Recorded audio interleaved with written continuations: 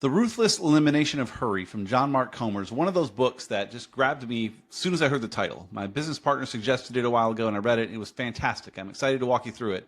The one thing that surprised me, though, is how much Comer pulled his faith into the book. And it's not a bad thing. I'm a Christian. I love what he did here. Pulls in a lot of scripture and stuff. Even if you're not a Christian, though, I encourage you to stick around, because this book is fantastic, and even with the scriptural references, I think you'll see how they tie in and can apply to anyone here. I'm actually going to start with a quote from a completely different book, though. This is not one I've read. I heard this on a podcast recently. I probably will read it at some point. But the book is called Jesus, A Biography from a Believer. And in the book it says, quote, Jesus was not thus overburdened by a program of specific appointments to teach. While always at work, he gives the impression of finding time to chat, albeit not about trivialities. There's never a sense of hurry. So Jesus, in that book, he talks about how he was not a person that hurried. He had a sense of purpose and had things to accomplish, so it was busy, but was not hurried. He stayed focused on what matters.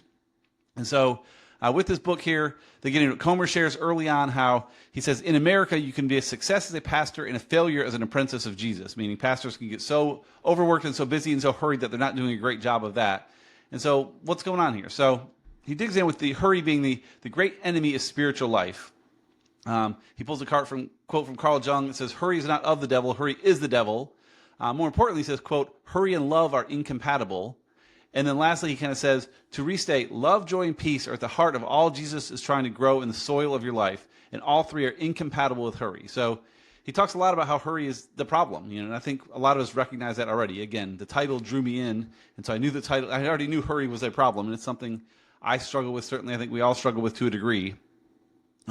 He pulled in another quote from Walter Adams, the spiritual director to C.S. Lewis, and said, quote, to walk with Jesus is to walk with a slow, unhurried pace. Hurry is the death of prayer and only impedes and spoils our work. It never advances it. So hurry never advances your work, and I think I agree with that as well. So then he gets into a brief history of speed and how speed became such a big thing, kind of starting with the iPhone in 2007, how that was kind of a turning point. He says back, he has a quote earlier on, he says, before Edison, the average person slept 11 hours a night compared to about 7 hours today, and how technology is kind of reshaping our look with things there. Going back further, he talks about Johannes Gutenberg and how the printing press kind of set the stage for all this stuff, and then kind of gives us a reminder that your phone doesn't really work for you. You pay for it, but it works for a multi-billion-dollar corporation in California, not for you. You are not the customer, you're the product. It's your attention that's for sale along with your peace of mind. And I like that too. I've heard that you're not the customer, you're the product. And again, really, it's not you're the product, but your attention is the product. They're trying to take your attention, take your busyness, make everything worse, basically, to sell more things. So again, he kind of gets more into how things are wrong here. He talks about hurry sickness. He says hurry is a violence on the soul. And so the 10 symptoms he gives of hurry sickness, so things that you may recognize a little bit, are irritability, hypersensitivity, restlessness, workaholism or just nonstop activity, emotional numbness, out of order priorities, lack of care for your body, escapist behavior, slippage of spiritual disciplines, and isolation. And yeah, Mary Oliver, who's someone else he quoted in the book, who's not a Christian, but he says a lifelong spiritual seeker, said that attention is the beginning of devotion. So I think you can apply that to a lot of things. Devotion could be to your church, to your God, to your whatever. It could be to your spouse, to your kids. Like, if you want to devote yourself to something, you need to give it attention, and hurry is kind of the opposite of attention. You're getting scattered too many places. You're not giving your attention to anything. So attention is the beginning of devotion. I kind of love that piece there. Also in the book, John says, because attention leads to awareness, and the contemplatives agree. The mystics point out that what's missing is awareness, meaning the chronic problem of human beings' felt experience of distance from God. God isn't usually the culprit. So if you're feeling distant from God, that's not really the problem. What you give your attention to is the person you become. And so then he gets into the solution. So cool, we have this problem laid out. Let's get the solution. Chapter 4 is actually titled, Hint, the solution isn't more time. And this is one that kind of hit me hard, because I've said for years, I said, you know what I'd love? I wish I could only sleep like 2 hours a night. I get more hours in my day to get more things done. And again, that's not a solution, because I would fill that up certainly too and then still be too busy. So how are we gonna fix things here? He says, here's my point.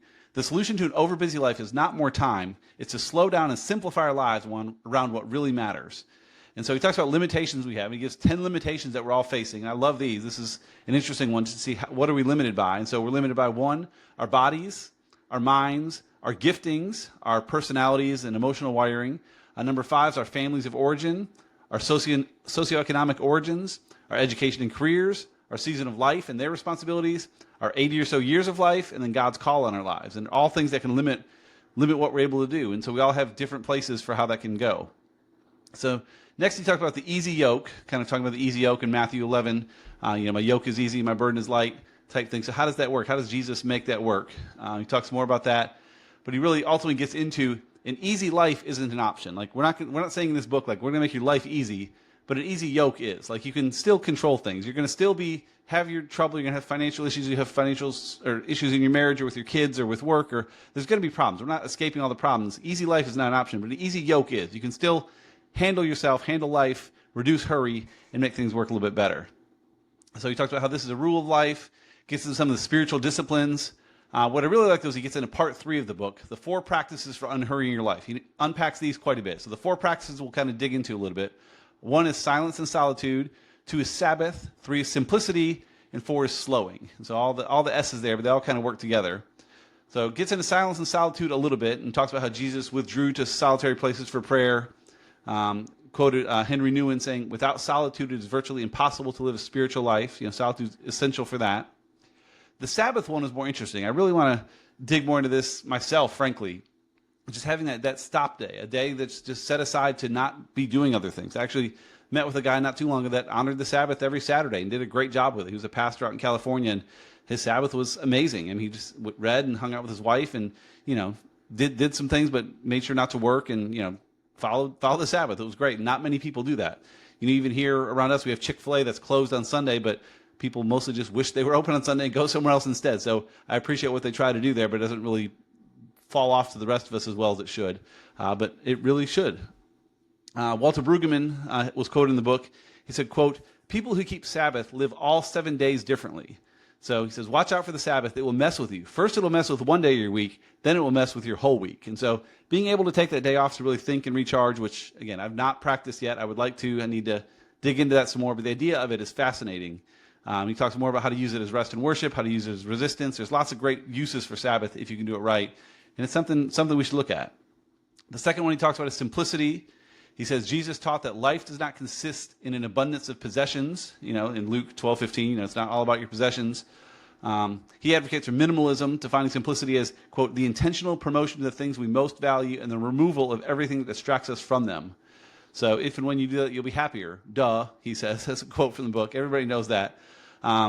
He says, really, happiness is right out there. It's just one PayPal click or one outfit or one gadget or one car payment or one mortgage away. It's out of reach, but just barely. I'm almost there. Happiness is just around the corner. I get that one more thing, I'm going to be happy. And of course, we know that's not how it works. You're not going to be happy with that one more gadget or car payment or mortgage or whatever's happening. It's just not going to happen. You got to approach it a different way. He says, quote, because where you put your resources is where you put your heart. It's the steering wheel to your engine of desire.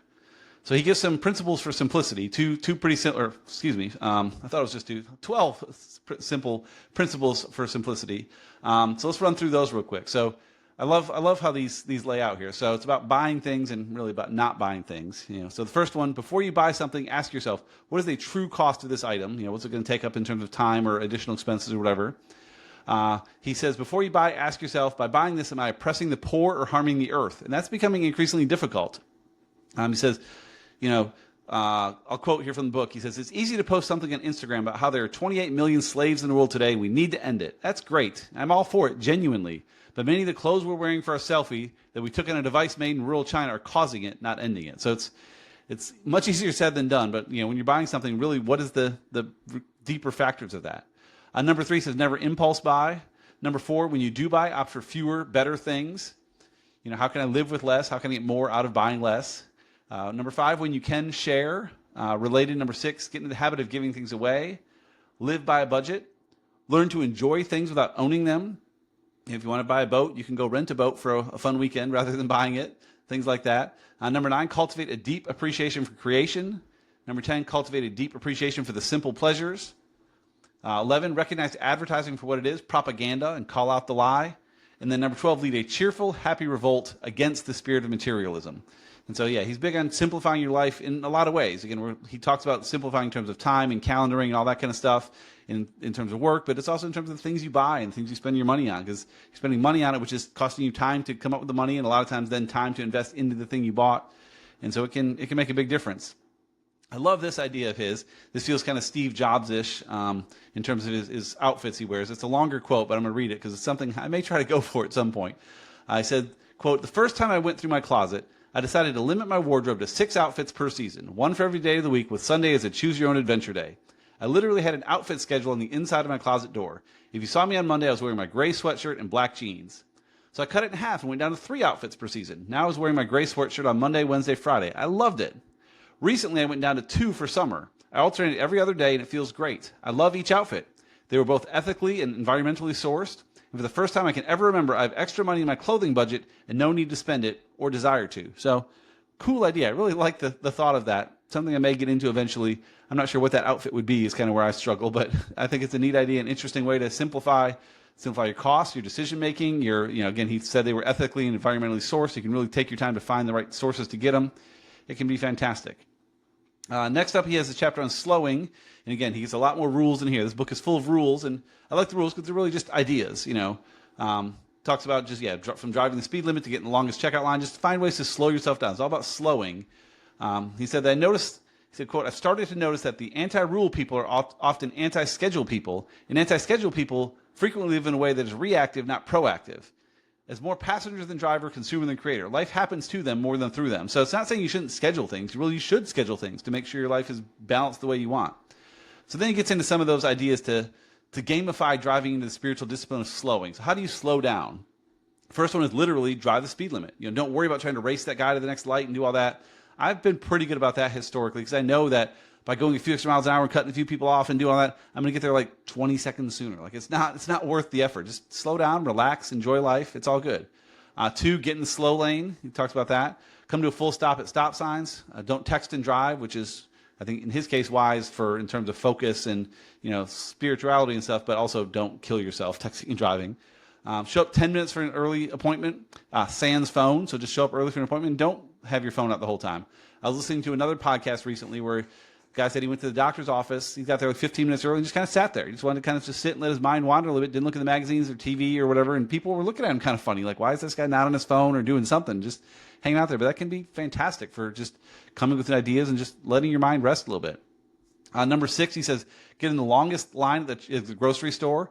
Not something I do, but I don't worry as much about getting in the shortest one. I'm not going to seek out the longest, but I kind of like that, again, just to give yourself more time to do nothing. Turn your smartphone into a dumb phone. This is becoming an increasingly popular thing to do. There are a number of new dumb phones out there you can buy, some that are like e-ink screens, like a Kindle, that don't do as much other than call and text. And if nothing else, you can take some of those apps off your phone. I know a lot of folks that have taken social media off their phone. They still maybe check it on their computer now and then. I think it's kind of a necessary evil to a degree, but you don't have to check it all the time. He says, or get a flip phone or ditch your cell phone altogether. That's a tougher call, but certainly something you could do.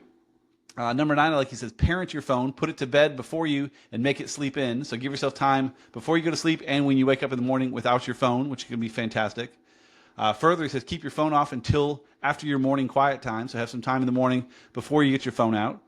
Set times for emails, number 11. This is something I've done from time to time. Say, I'm going to check email at 9 and 3 or whatever, and only check it then and not let that distract you all the time. Set a time and time limit for social media or just get off of it. Again, as a marketing firm, social media is something we have to do and can be very advantageous in terms of marketing for sure. But certainly you want to set a time limit, not waste your time just flipping through things. And number 13 he has is kill your TV.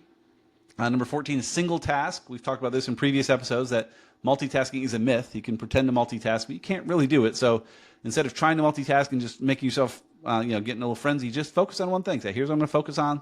Let's do it. Number 15, walk slower. Number 16, take a regular day alone for silence and solitude. So this could be a weekly thing like a Sabbath or even a monthly thing or further out, but taking a regular day alone can be awesome. Number 17, take up journaling. Number 18, experiment with mindfulness and meditation. I like a quote he has in here from Tim Keller. He says, quote, persons who meditate become people of substance who have thought things out and have deep convictions, who can explain difficult concepts in simple language, and who have good reasons behind everything they do. Many people do not meditate. They skim everything, picking and choosing on impulse, having no thought-out reasons for their behavior. Following whims, they live shallow lives. Now, he puts this under meditation. I almost see this under journaling, or in my case, blogging. That's kind of why I blog every day, is to make me think out these things. Say, okay, this is a cool headline, this is a cool quote. What does it really mean? Let me unpack that a little bit more. And a journal can do that. I do it in public on a blog, so I have to think out even more, kind of like this podcast here. I read the book, but now I've pulled in other quotes, and it's kind of making me dig deeper, which I like. But with meditation, you can do that as well. Think through ideas you have and problems, and don't just be so shallow and say, all right, here's what I believe, let's go. Like, really think through, and do you believe it? Why do you believe it? Give backup reasons for it. Maybe change your mind, things like that. Number 19 on the list is, if you can, take long vacations. And number 20, cook your own food and eat in. So again, not to say going out is a bad thing, but if you can eat in, that can save money, can save effort, and save hustle and rush, and just kind of enjoy the time. I would imagine he would say cook slowly too, like not in terms of the actual cooking, but just the preparation. Take your time, get the dishes out, lay things out, get the table set. Take your time and enjoy it. You don't have to be flying through everything. It can be fantastic. And then he gets toward the end of the book here into leading a quiet life. He said, "For the present is the point at which time touches eternity." I really like that. Right now is what matters. Make it your ambition to live a quiet life. And then he kind of ends with a quote from 1 Thessalonians 4. I'll kind of end on that.